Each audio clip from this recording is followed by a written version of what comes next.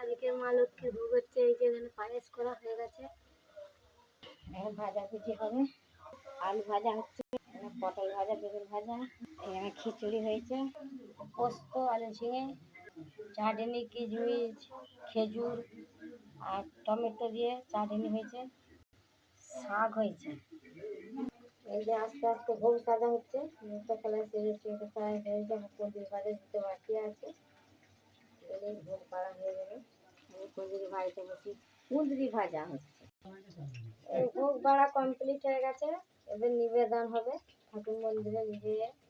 শাক, চাটনি, আলু পোস্ত, আলু ভাজা, বেগুন ভাজা, কুঁদরি ভাজা, পটল ভাজা, পায়েস। এগুলো যদি তোমাদের ভালো লাগে তোমরা একটা করে সাবস্ক্রাইব করবে, একটু করে লাইক দিবে, একটা শেয়ার করবে। যে মা লক্ষ্মীর ভোগ হচ্ছে, মা লক্ষ্মী আর কালী মায়ের বজরংবলী সর্বদেবতার ভোগ নিবেদন হচ্ছে।